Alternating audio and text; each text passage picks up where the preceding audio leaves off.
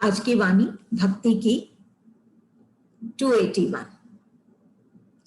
नैन नहीं आपका अयन है, नैन नहीं आपका अयन है। जब हम ये शब्द नैन सुनते हैं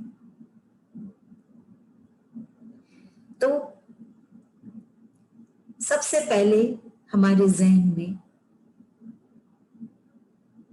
क्या बात आती है? कमल नैन। नैन आंखें, कमल नैन ईश्वर के आंखें, भगवान के कमल नैन। वो नैन अति सुंदर है ईश्वर के, लेकिन हम भी, मनुष्य भी कितने भाग्यशाली हैं कि हमको भी ईश्वर ने ये नैन दिए हैं, ये आंखें दी हैं। ये आंखें सिर्फ देखने के लिए दी, हाँ देखने के लिए दिए हैं, लेकिन आंखें देखती हैं, लेकिन दृष्टि उसमें ईश्वर ही भरते हैं। ईश्वर के चलते ही ये आंखें देख सकती हैं। अब गुरुदेव इस वाणी में क्या कह रहे हैं? नैन नहीं आपका अयन है।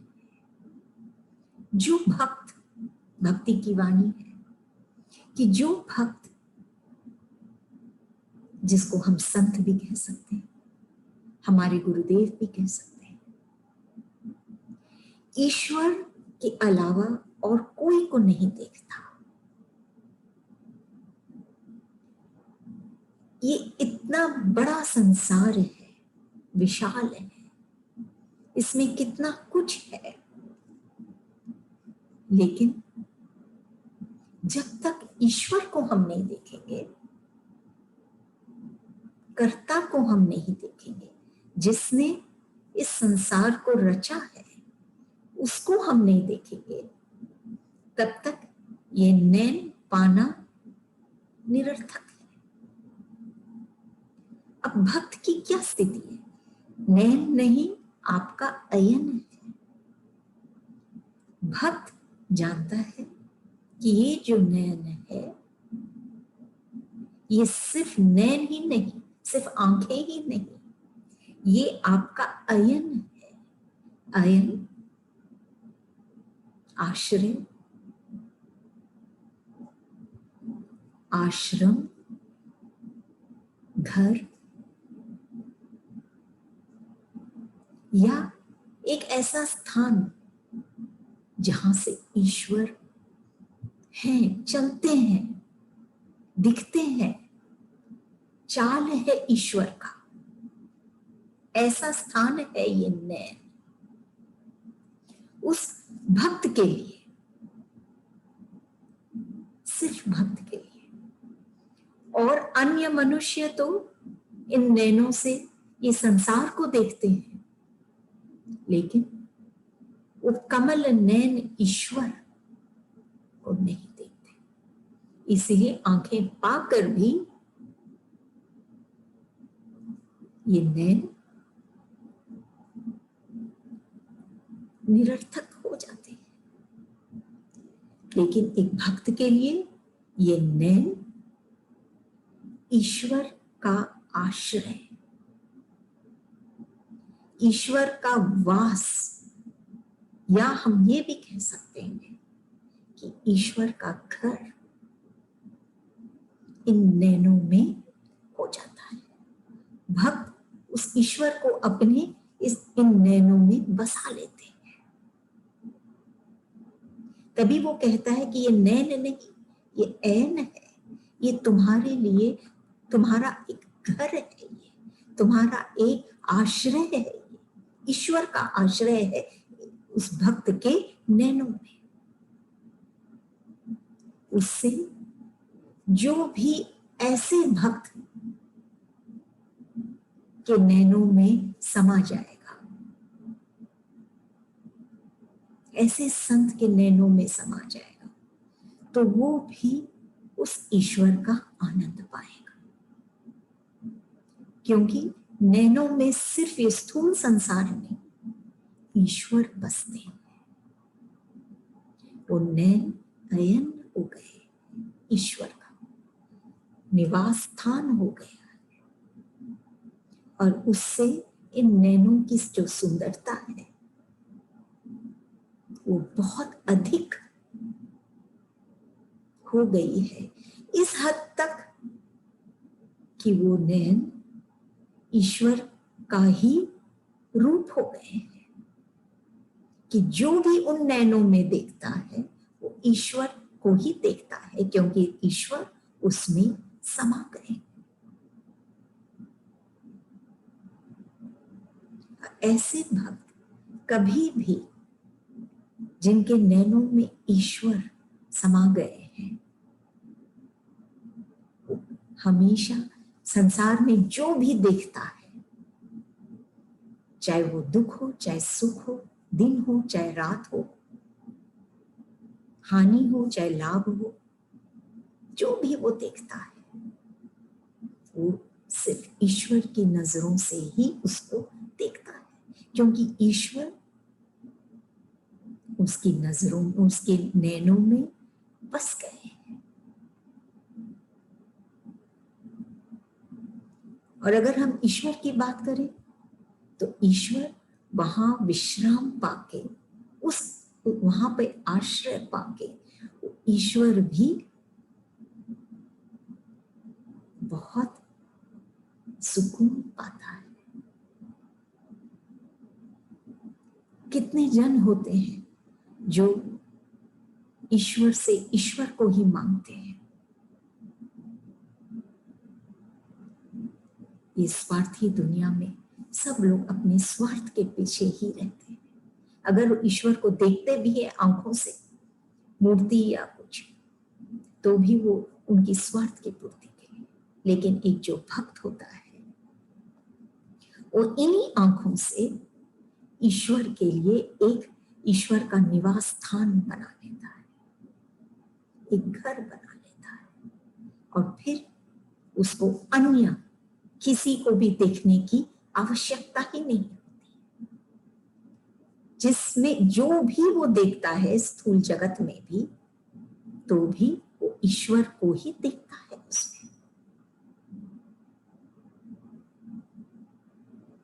वो परिवर्तनशील जगत को नहीं देखता है, वो हमेशा ईश्वर की, ईश्वर अगर बस गए उसकी नैनों में तो ईश्वर के सारे गुण भी वो पाता है।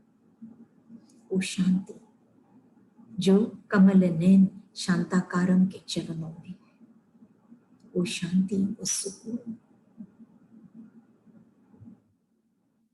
वो प्रेम,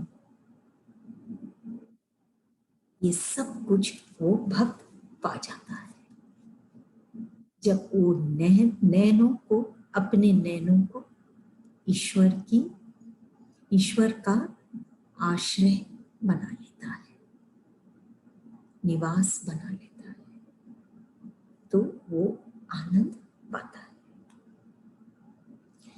संसार में अगर हम कोई कारण खोजें खुश होने के लिए, हम कारण खोजते हैं ये हो जाएगा तो हम बहुत खुश होंगे। कारण से अगर हम खुश हो रहे हैं तो ये सांसारिक भाव है। लेकिन अगर हम बिना कारण के हम खुश हो रहे हैं, हम आनंद में हैं बिना कारण के, तो उसे हम क्या कह सकते हैं? मोक्ष। कि कोई कारण नहीं है हमको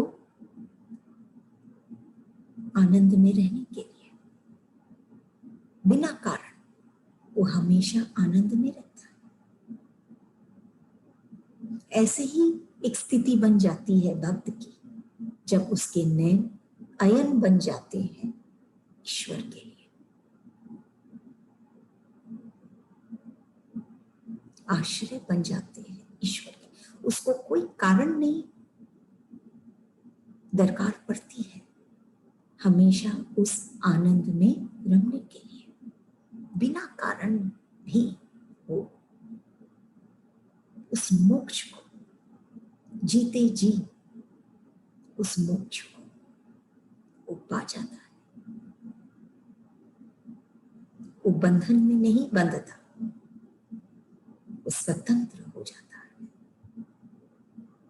और ईश्वर में ही समा जाता है। ईश्वर उसकी आंखों में समा जाते हैं और किसी और कोई भी देखना चाहे, अन्य लोग भी, तो भी जब वो ऐसे संत के आंखों में, जब नैनों में जब वो देखता है तो वो ईश्वर को पाता है, क्योंकि ईश्वर वहां दृश्यमान हो जाते हैं उनके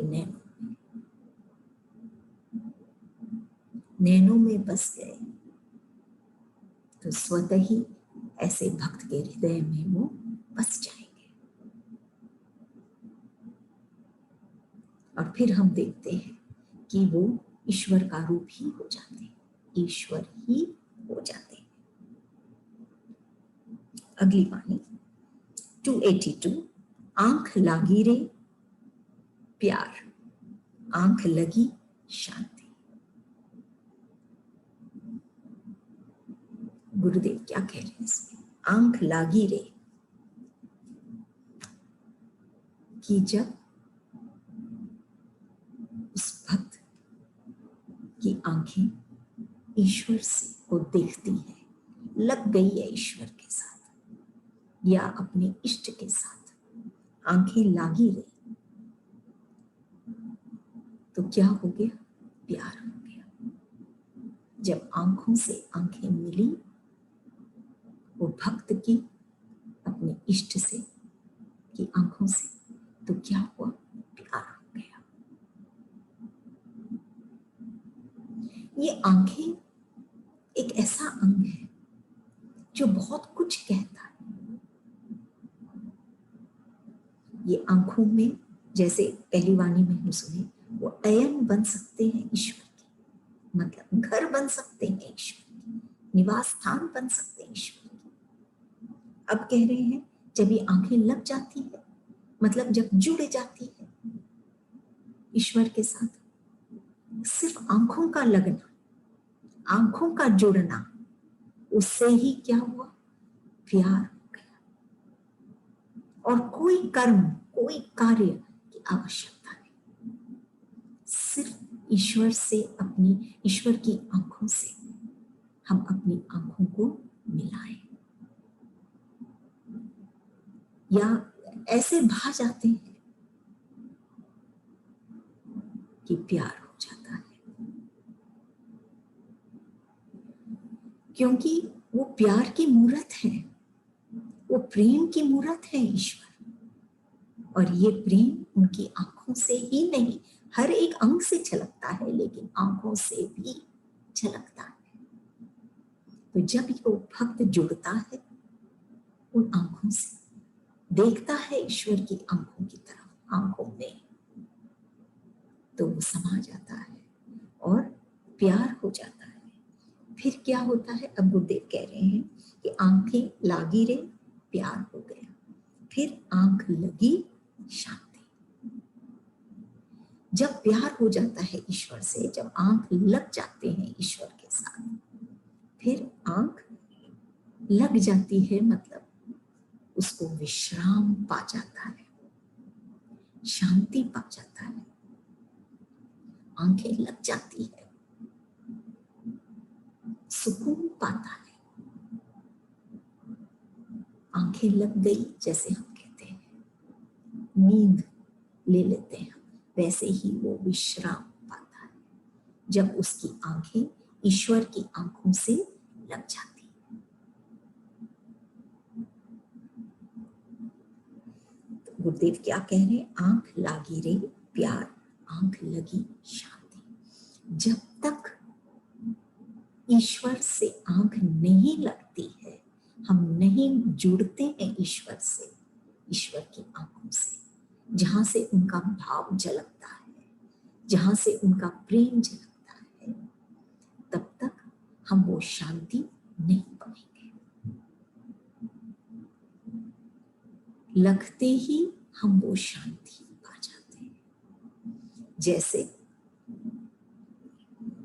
जैसे बत्ती चसती है, अंधकार मिट जाता है, चला जाता है। जैसे ज्ञान होता है, वैसे अज्ञानता स्वतः ही मिट जाती है। वैसे ही जैसे हमारी नजर, जैसे हमारी दृष्टि, जैसे हमारी आंखें ईश्वर के साथ मिल जाती है, वैसे ही हम सारी बेचैनी खत्म हो जाती है और हम वो शांति पाते हैं। आंख लग जाती है, हम वो विश्राम पाते हैं।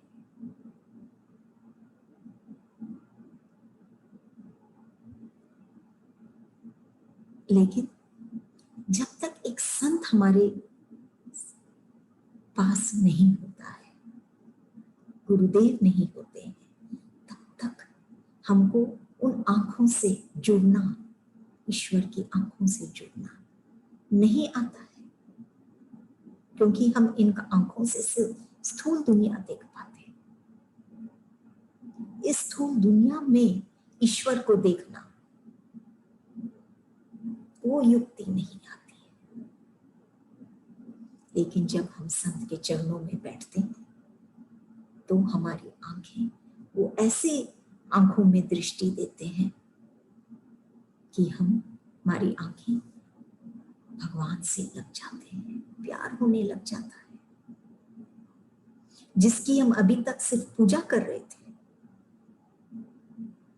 उससे प्यार होने लग जाता है और फिर जाके हमको शांति मिलती है। जिसके लिए हम पूजा कर रहे हैं, सिर्फ पूजा करने से शांति नहीं मिलेगी, लेकिन पूजा करते हुए भी ईश्वर को जानना, ईश्वर से आंखें मिलाना, ईश्वर से आंखें मिलाना मतलब ईश्वर को देखना, तब तक हम वो शांति नहीं पाएंगे। और ये उनके पास बैठ के जिन्होंने ईश्वर को देखा है, वही हमको ये तरकीब सिखा सकते हैं। सहजता से, बिना कुछ किए हमको उस दुनिया में ले जाते हैं जहां पे हम भाव की आंखों से देखने लग जाते हैं और ईश्वर से हमको प्यार होने लग जाता है।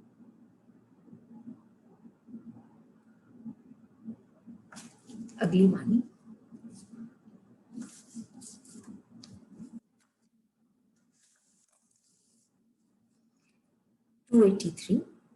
भगवान को भगाते, अभिमान को बुलाते, फिर शांति कहां पाते? क्या कह रहे हैं गुरुदेव इसमें? बहुत खुली हुई वाणी है कि भगवान को भगाते, अभिमान को बुलाते, फिर शांति कहां पाते? आज अगर हम इस राह के राही हैं, भक्ति के राही हैं, भक्ति हम क्यों कर रहे हैं? पहले इस चीज की क्लैरिटी है कि हम वो शांति चाहते हैं हमारे जीवन में।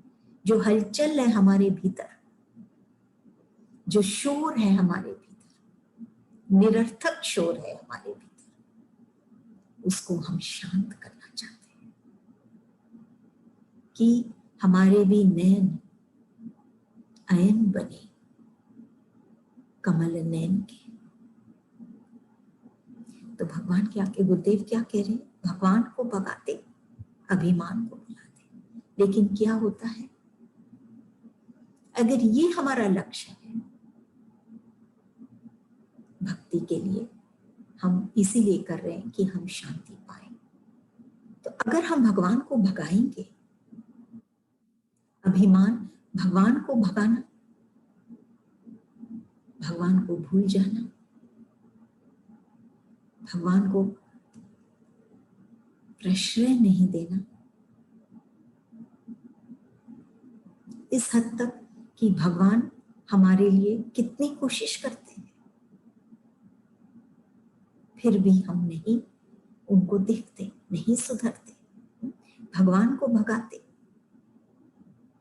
वो तो हमको कह ही रहे हैं कि सीधी मुक्ति की राहें दिखाई मैंने, वह टेढ़ी राह पे जाए तो मैं क्या करूं। यही कृष्ण कहते हैं कि मैं तो सीधी मुक्ति की राहें तुमको बता रहा हूं, दिखा रहा हूं कि तुम कैसे मुक्त हो सकते हो, तुम क्यों बंधे जा रहे हो। ये तुम्हारा स्वभाव नहीं, ये तुम्हारा अस्तित्व नहीं कि बंध के रहना, तुमको तो खिलना है।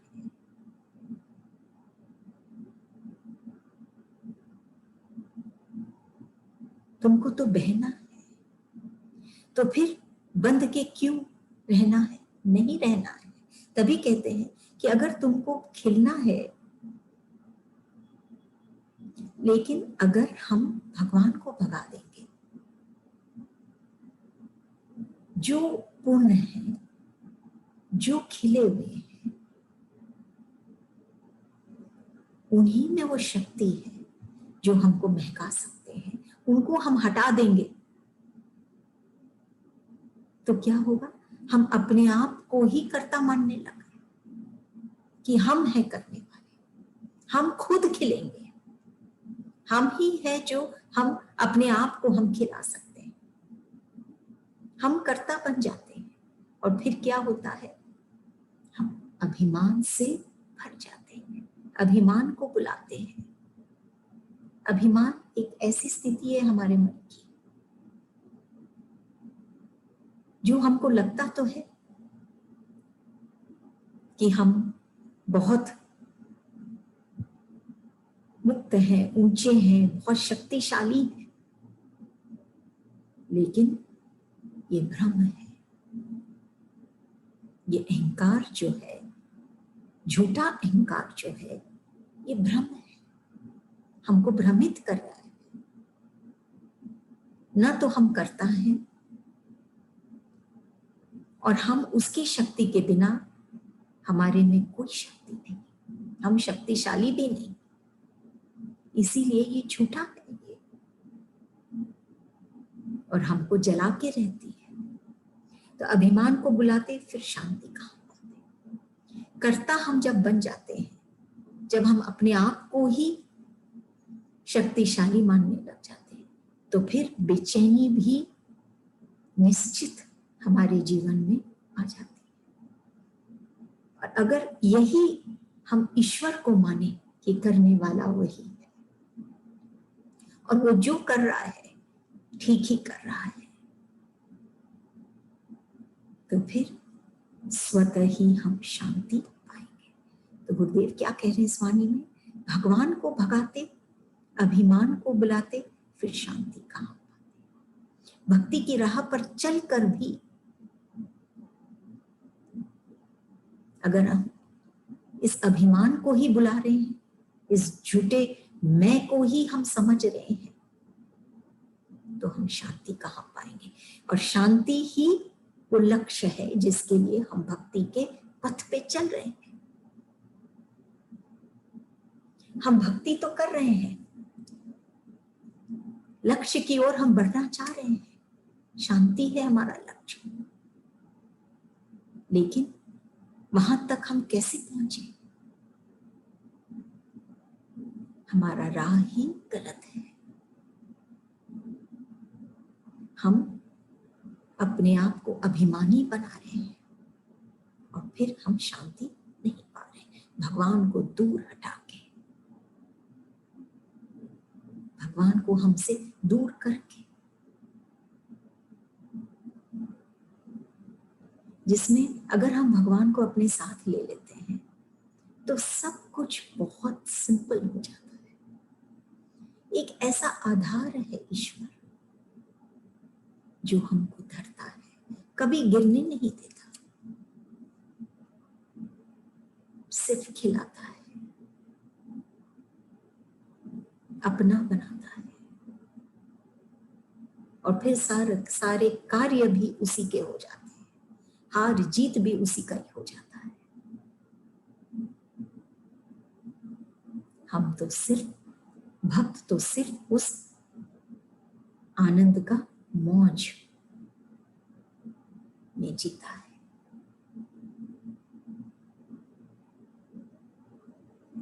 एक खाली गढ़ा हो, पॉट, गढ़ा, अगर वो खाली गढ़ा हो तो उसमें आकाश को भरना या इस हवा को भरना कठिन नहीं, वो स्वतः ही भर जाता है। कठिन क्या है? कठिन है उस घड़े को खाली करना। ऐसे ही अगर हमारा मन, हृदय ऐसे खाली हो, बिना निरर्थक इस मैल के, कचरे के, तो सत्य स्वतः ही उसमें भर जाता है। उसके लिए कोई परिश्रम करने की आवश्यकता नहीं, स्वतः ही भर जाता है। कठिन है इस हृदय को खाली करना, असत्य को निकालना, ये कठिन है। जो हम अपने मन में, हृदय में ये असत्य को भर रखें, असत्य जो परिवर्तनशील है, जो हमेशा रहेगा नहीं, ऐसे चीजों को, ये स्थूल जगत को, ये विकारों को जो बदलते रहते हैं, ये असत्य को जब तक निकालेंगे नहीं, तब तक ये सत्य जो सुंदर है, जो शिव है, जो कल्याणकारी है,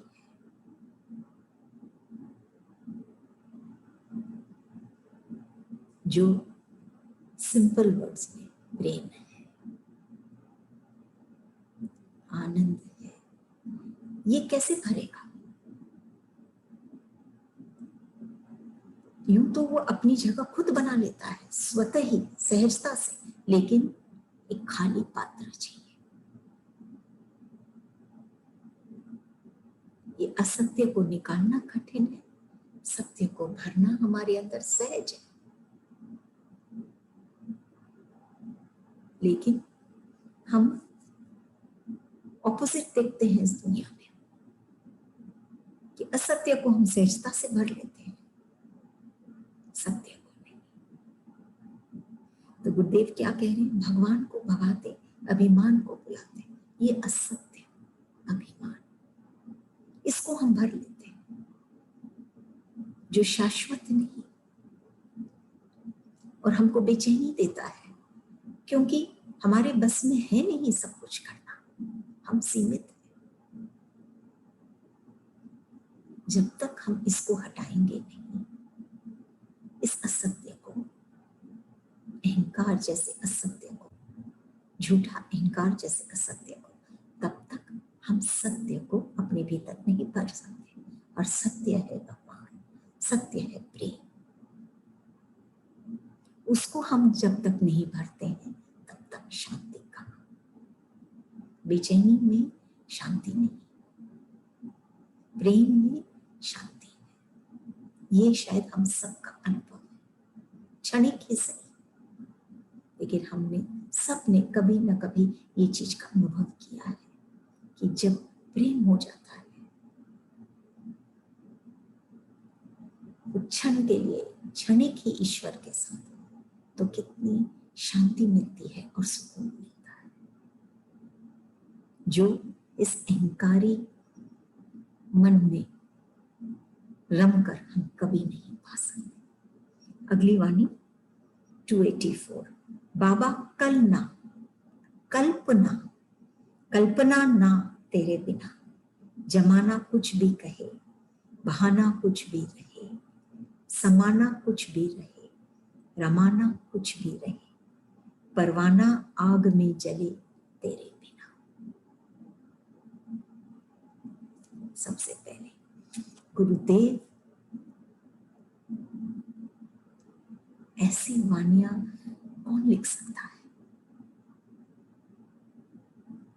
जब तक कि वो बहुत गहराई में अपने इष्ट से नहीं जुड़ा हो। स्वतः ही ये शब्दों का जादू हम देखते हैं। क्या लिखते हैं इसमें गुरुदेव, क्या कहते हैं?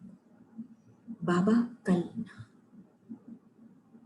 कल शांति, सुकून,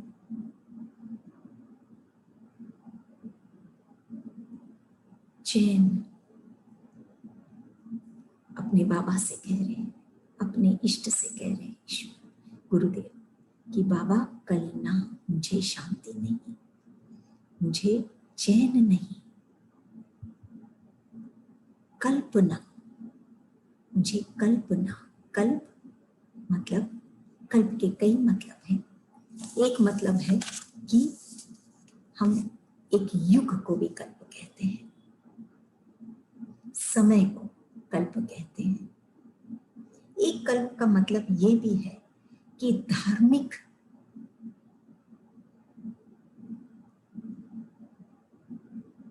विचारों का विधि विधान,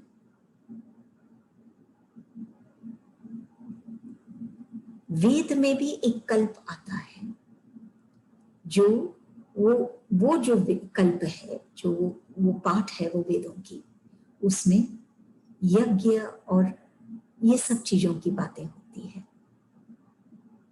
और कल्प हम आयुर्वेद में भी समझते हैं कि जब कोई भी ऐसी एक चिकित्सा या मेडिकल रेमेडी कोई भी शरीर के अंग को बदलने की, जैसे हम कहते हैं कायाकल्प, कि इस काया को परिवर्तित करने के लिए कल्प, उसको मेडिकल रेमेडी के हिसाब से हम उसको परिवर्तित करते हैं। मेडिकल रेमेडी कोई भी अंग के लिए। अब गुरुदेव क्या कह रहे हैं कि कल्पना कि मुझे, मैं अपने ये जो धार्मिक जो ये विचार है, ये जो विधि विधान है, ये सब जो है, ये सब जो कल्प है वेदों में, कि मुझे चैन नहीं, ये सब से भी मुझे कुछ नहीं हासिल हो रहा है। कल्पना ना, कि मुझे तो कल्पना ना कि मैं सोच भी नहीं सकता हूं, मेरी सोच में भी ये चीज ना, तेरे बिना, कि तेरे बिना मैं जीवन को सोच भी नहीं सकता। चैन नहीं, कोई भी धार्मिक वेद शास्त्र का विधि विधान तेरे बिना कुछ नहीं।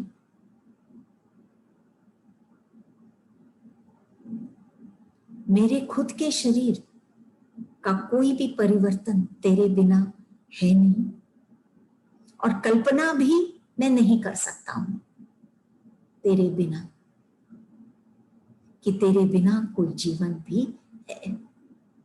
ये बोल रहे गुरुदेव अपने बाबा को।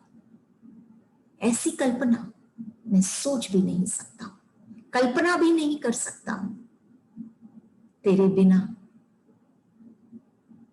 कोई कल नहीं, मुझे कोई चैन नहीं, कोई कल्प नहीं, कोई समय नहीं।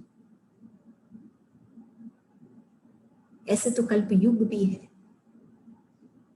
ब्रह्मा का कोई एक दिन कुछ कल्प, लेकिन कोई ऐसा समय नहीं,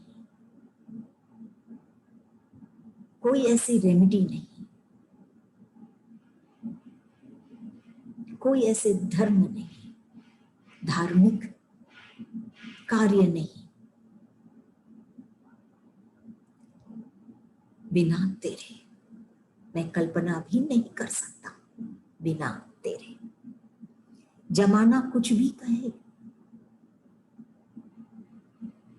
ये एक ऐसी स्थिति है भक्त की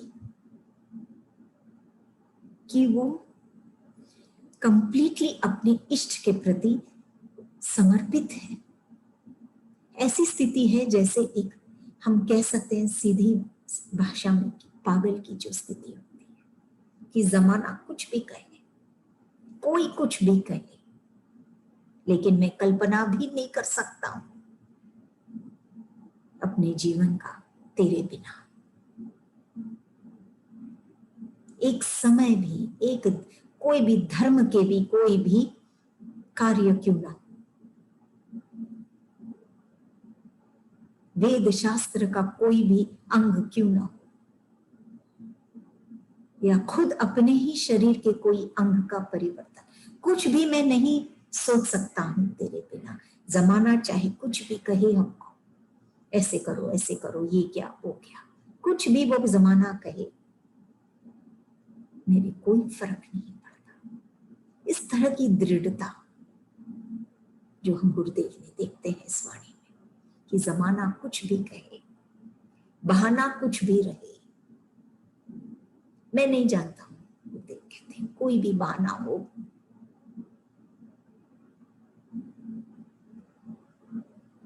कि लोग हमको भ्रमित करते हैं कि नहीं, बहाना बनाते हैं कि ऐसे नहीं करना चाहिए, ऐसे कोई भी बहाना हो, मेरे को नहीं मालूम।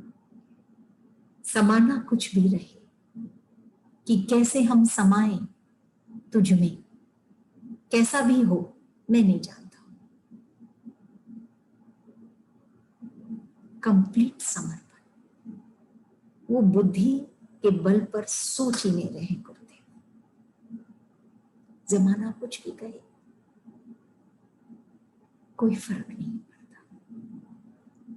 बहाना कुछ भी रहे, नहीं मिलने के, नहीं समाने के ईश्वर में, उनके बिना जीने के कुछ भी रहे, लेकिन उनके कोई फर्क नहीं पड़ता। समाना कुछ भी रहे, कैसा भी उनको जो कुछ भी करना पड़े ईश्वर में समाने के लिए, अपने बाबा में समाने के लिए, फिर भी वो डगमग नहीं होंगे।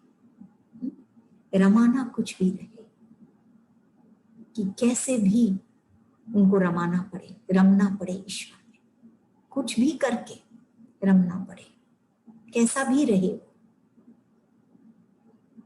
परवाना आग में जले तेरे बिना, लेकिन वो फिर भी उसी में रमेंगे, उसी में समाएंगे,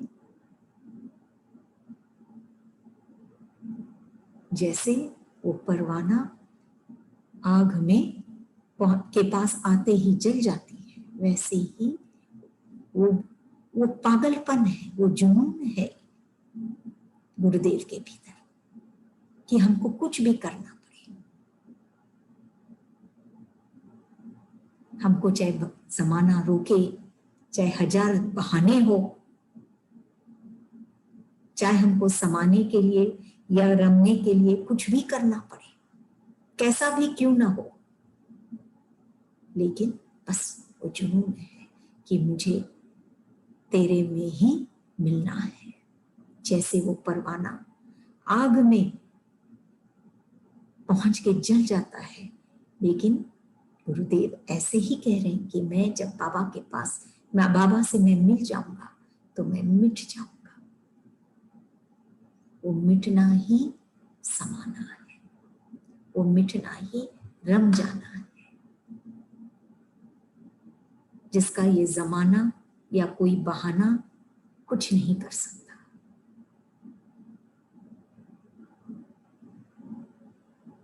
वो परवानों को पता है कि जब अगर वो आगे के पास जाएगा तो वो मिट जल जाएगा, लेकिन फिर भी जाता है। ऐसे तो ये तो एक तरह का जुनून है, ऐसा ही जुनून है गुरुदेव के भीतर, वो मिट जाना चाहते हैं, बाबा के शरण में, कि तेरे बिना आग में जले, तेरे बिना वो जीना ही नहीं चाहते, वो मिट जाना चाहते हैं बाबा के चरणों में, घुल जाना चाहते हैं, रम जाना चाहते हैं, चाहे कैसा भी उनको करना पड़े, उसके लिए जो भी कुछ करना पड़े। चैन नहीं है उनको, और वो कल्पना भी नहीं कर सकते हैं तेरे बिना, बाबा के बिना वो अपने जीवन या अपने कुछ भी, उनके विचार ही नहीं उठेंगे तेरे बिना, मतलब बाबा के बिना। हर चीज बाबा का, हर चीज बाबा का।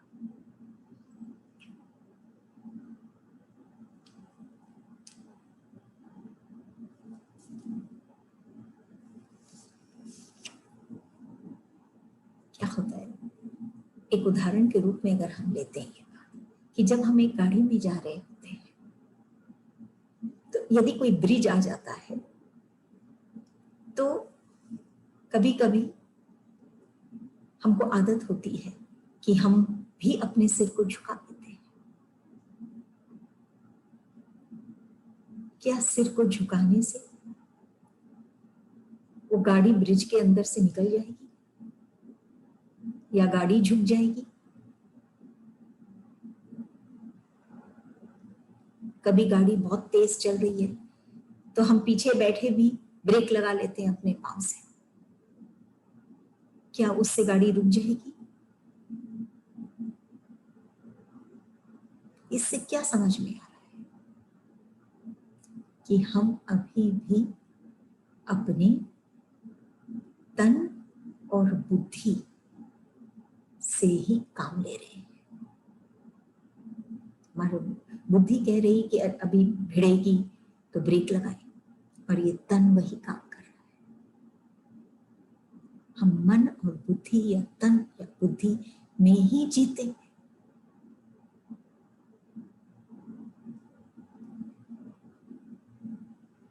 हम उसी स्तर पे हैं, ये बुद्धि और ये तन के स्तर पे ही है। निश्चित होके हम कब बैठे हैं कि वो जो ड्राइवर है वो स्वतः ही उस ब्रिज के अंदर से लेके जाएगा। ये निश्चिंतता कहाँ है? क्योंकि हम बुद्धि से सोचते हैं, बुद्धि से हम सब कार्य करते हैं, और उसी हिसाब से ये तन कार्य करता है। हम अपने आत्मा या हृदय में नहीं रखते। लेकिन गुरुदेव इसी स्थिति से, बहुत गहरी स्थिति में, जब वो कहते हैं कि कुछ भी हो, चाहे जमाना कुछ कहे, चाहे हमको जैसे भी रमना पड़े, समाना पड़े, लेकिन मैं तो तेरे बिना मेरा जीवन कुछ नहीं।